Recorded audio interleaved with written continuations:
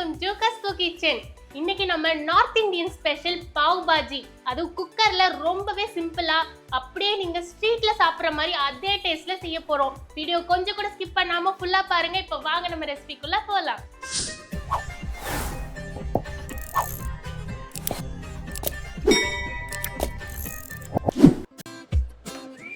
இது செய்யறதுக்கு ஃபர்ஸ்ட் குக்கர்ல 2 டேபிள் ஸ்பூன் ரிஃபைண்ட் ஆயில், இதோட 2 டேபிள் ஸ்பூன் பட்டர். நான் இன்னைக்கு பட்டர் ரிஃபைண்ட் ஆயில் கலந்து சேர்த்திருக்கேன். நீங்க முழுக்க பட்டர்ல கூட செஞ்சுக்கலாம்.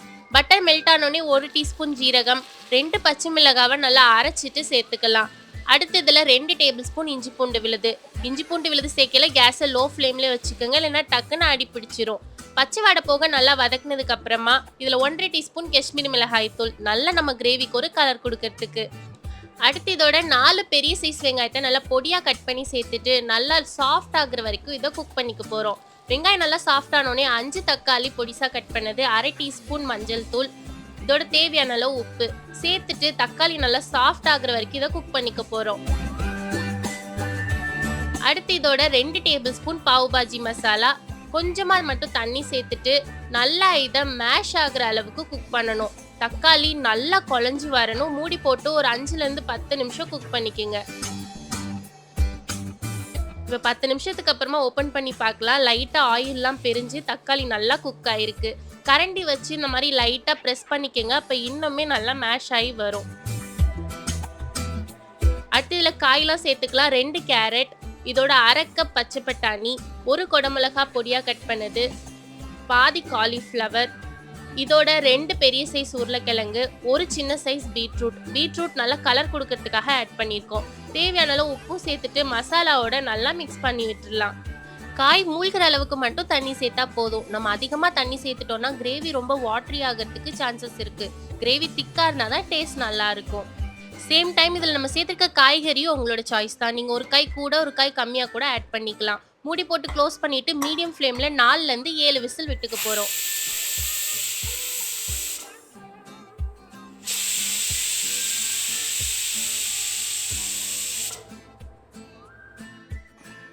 குக்கரோட ப்ரெஷர் கம்ப்ளீட்டாக கூல் டவுன் ஆனோடனே ஓப்பன் பண்ணி பார்க்கலாம். காயெல்லாம் நல்லா வெந்து சூப்பராக ரெடி ஆயிருக்கு. இப்போ லைட்டாக மிக்ஸ் பண்ணிவிட்டு மேஷர் வச்சு நல்லா மசிச்சு விட்டுக்க போகிறோம்.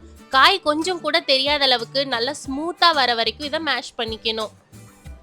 இந்த மாதிரி நல்லா ஸ்மூத்தாக இருக்கணும் கிரேவி. இப்போ இது இருக்கட்டும். அடுத்து நம்ம தாளிப்பு ரெடி பண்ணிடலாம். பேனில் 1 டேபிள் ஸ்பூன் பட்டர் நல்லா மெல்ட் ஆனோடனே 1 table spoon kasuri methi, 1 table spoon அளவு பொடியாக கட் பண்ண கொத்தமல்லி, 1/2 டீஸ்பூன் பாவ் பாஜி மசாலா சேர்த்துட்டு லோ ஃப்ளேமில் வச்சு நல்லா கலந்து விட்டுருங்க.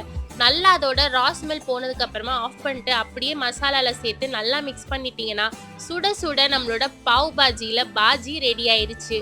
அடுத்து நம்ம பாவை ரெடி பண்ணிக்க போகிறோம்.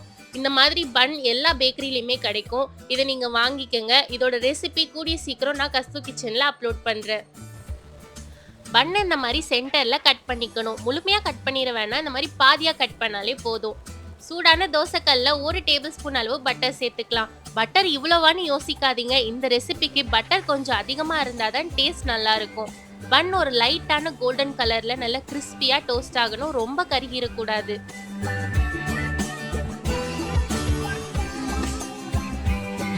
பன்னும் பட்டர்ல பக்காவா டோஸ்ட் ஆயிடுச்சு. நீ அடுத்து பிளேட்டிங் தான். இதை நம்ம எப்படி சாப்பிட்றோங்கிறது தான் ரொம்ப ரொம்ப இம்பார்ட்டன்ட். சும்மா இட்லியை பிச்சு சட்னியில் தொட்டு சாப்பிட்ற மாதிரிலாம் சாப்பிடக்கூடாது. நல்லா பொடியாக கட் பண்ண வெங்காயத்தை அப்படியே தூவி, பொடியாக கட் பண்ண கொத்தமல்லியும் தூவி விட்டு நடுவில் கொஞ்சம் பட்டர், அவ்வளோதான் பிளேட்டிங் ரெடி. அப்படியே பண்ணை பிச்சு அந்த பட்டர் வெங்காயம் கொத்தமல்லி எல்லாத்தோட சேர்த்து சாப்பிடையில தான் சும்மா வேற லெவல்ல இருக்கும். கண்டிப்பா இதே மாதிரி ட்ரை பண்ணி பாருங்க. அவ்வளவுதான், நம்ம பாவ் பாஜி சூப்பரா ரெடி ஆயிருச்சு. இதே மாதிரி நீங்களும் செஞ்சு உங்க ஃப்ரெண்ட்ஸ் அண்ட் ஃபேமிலியோட என்ஜாய் பண்ணுங்க. உங்க ஃபீட்பேக் எதுவா இருந்தாலும் கீழே கமெண்ட் பண்ண மறக்காதீங்க.